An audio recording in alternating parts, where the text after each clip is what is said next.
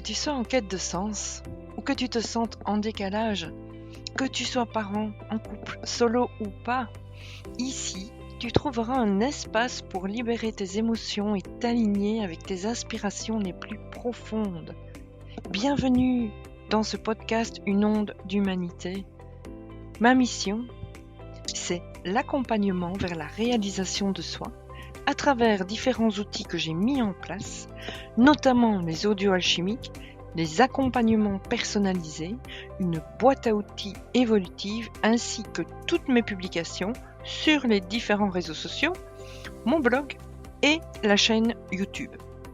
Je m'engage à partager cette quête de sens avec toi pour te permettre de retrouver ton estime personnelle et ta place dans le monde. Rien que ça. On y va ? Je m'appelle Sabine Georges et j'accepte la mission. Bonne écoute. Savoir dire non pour mieux se dire oui. L'importance de savoir dire non pour respecter ses propres besoins. Aujourd'hui, je vous raconte l'histoire d'Ophélie.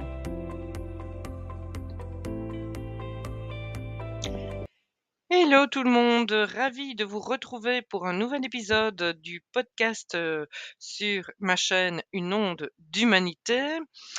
Alors bonjour et bienvenue dans cet épisode. Nous allons explorer un sujet qui nous touche tous, savoir dire non pour mieux se dire oui. Est-ce que ça vous parle ? Ça nous est probablement déjà tous et toutes arrivé de dire oui à quelqu'un de la famille, à un ami, à une amie, à un collègue, trop rapidement, lorsqu'on vous a demandé de l'aide ou un service. Et pendant les jours suivants, ainsi que le jour venu, être toujours en dilemme, continue d'avoir dit oui, alors qu'à ce moment, nous aimerions faire autre chose et que nous n'osons pas nous désengager d'une promesse donnée tout en ayant l'envie de faire plaisir. Voilà, là, là, là, ça c'est la quadrature du cercle. Alors, je vais vous raconter l'histoire, ici une histoire vraie, l'histoire d'Ophélie, c'est un nom d'emprunt, qui est une connaissance, une maman d'un petit bout, qui a un métier très très prenant, et que j'ai croisé il y a quelque temps, ce qui m'a inspiré évidemment ce podcast, puisque je l'ai vécu assez à mon tour aussi, et je suis sûre que vous aussi. Donc Ophélie a dit oui il y a quelque temps pour aider une amie à elle à un déménagement. Elle était ravie, pleine d'enthousiasme pour apporter son aide dans le cadre de ce déménagement. Mais au fil des jours, elle a commencé à ressentir une sorte de tourment intérieur. Elle voulait aider, mais elle avait aussi besoin de temps pour elle, de se reposer, de profiter de sa famille. Et bien, ce conflit intérieur l'a occupée mentalement, la laissant dans un état d'angoisse permanent.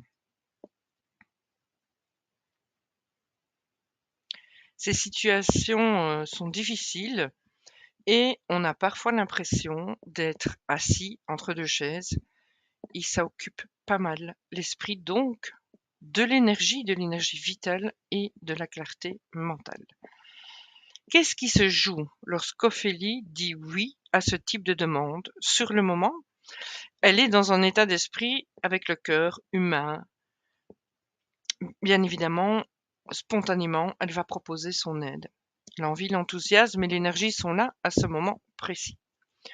Pourquoi est-ce que ce choix semble se modifier au fil du temps ? Il y a de nombreuses raisons pour moi, de mon point de vue, toujours, à ces hésitations, ces souhaits de changer d'avis. Il y a aujourd'hui, et plus que jamais, l'intensité et la rapidité de la vie qui laisse évidemment peu de répit et d'espace pour ce genre d'aide. Donc des journées qui sont des journées pro chargées, fatigantes, un rhume qui commence, le besoin de voir la famille, les amis, les parents, de passer du temps avec ses enfants, de prendre du temps pour soi, de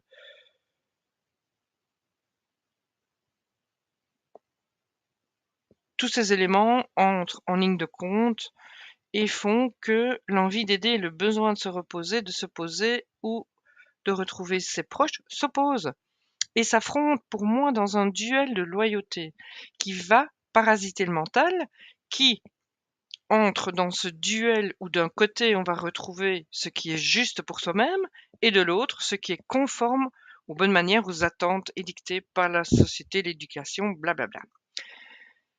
De quelle loyauté je parle ici? Moi, j'en ai ciblé 3, il y en a peut-être d'autres encore, hein. Je parle de la loyauté envers la personne à qui on a promis.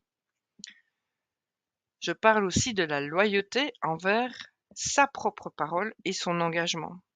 Et je parle de la loyauté envers ses propres besoins qui doivent aussi, eux, trouver une satisfaction.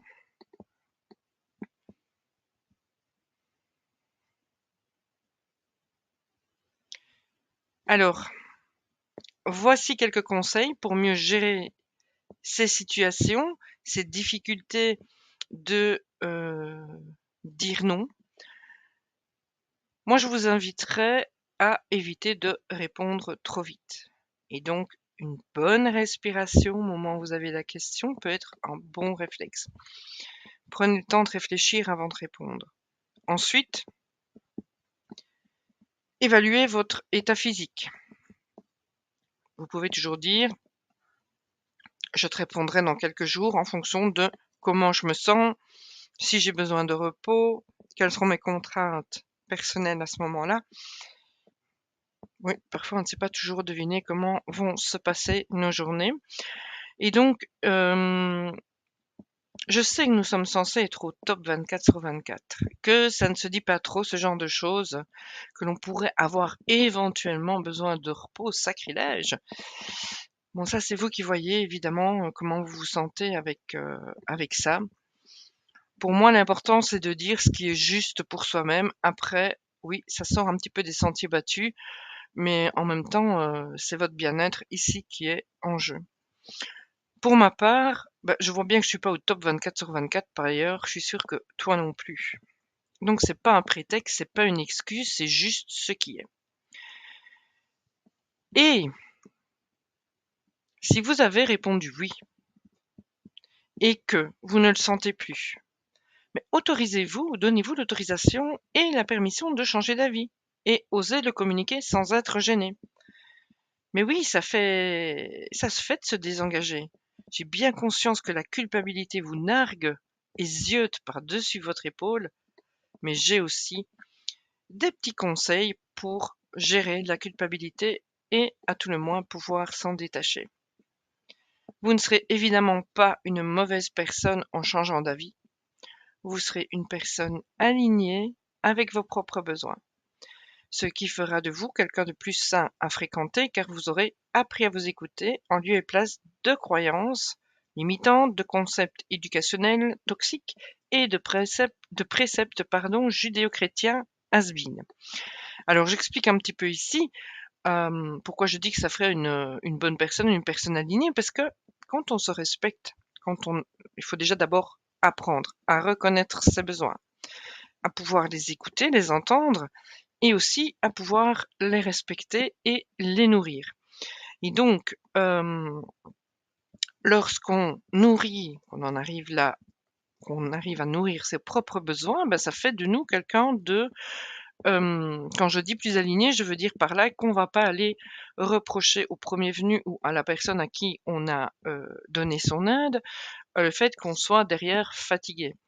Parce que c'est ce qui arrive, aussi, très régulièrement, je peux observer, c'est que lorsque l'on a, dit oui à quelqu'un sur base, vous savez, de ce que je vous parlais en tout début de podcast, d'aller vérifier quel est le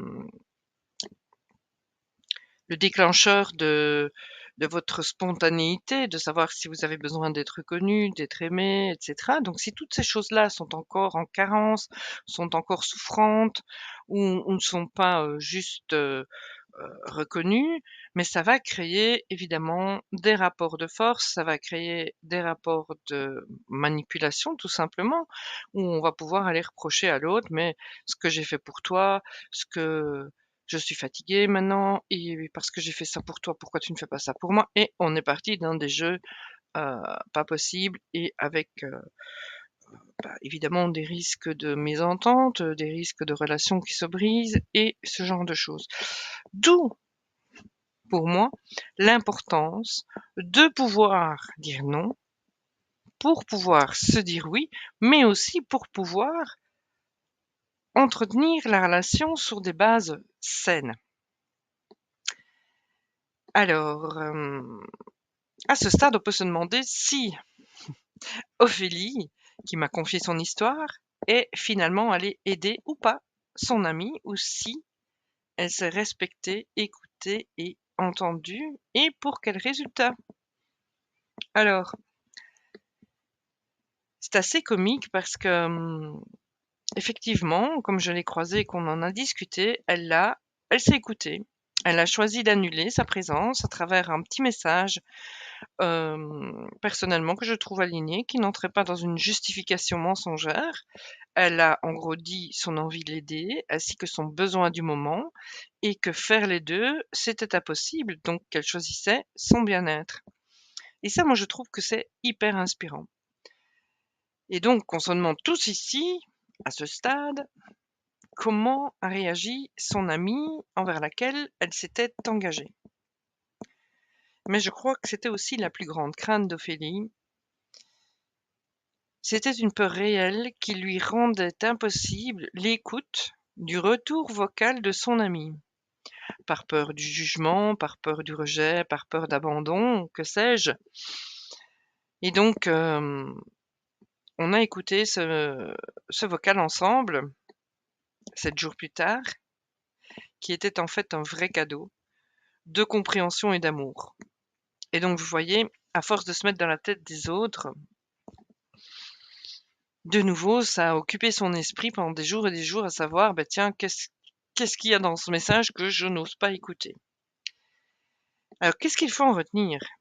Mais déjà, on évite de se mettre dans la tête des personnes et d'imaginer toutes sortes de scénarios, plus d'un que les uns que les autres. C'est énergivore et cela parasite aussi nos capacités de penser avec lucidité.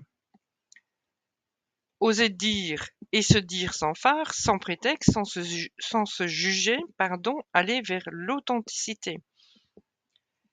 S'écouter, écouter et entendre ses propres limites et ses propres besoins. Et aussi, stop à la vie des autres, ce n'est que la vie des autres. En conclusion, apprendre à dire non est essentiel pour se respecter et se dire oui à soi-même. J'aimerais entendre vos histoires, vos réflexions sur ce sujet. N'hésitez pas à partager vos expériences dans les commentaires. Merci de m'avoir écouté et à bientôt pour un nouvel épisode. Bonne journée. Bye.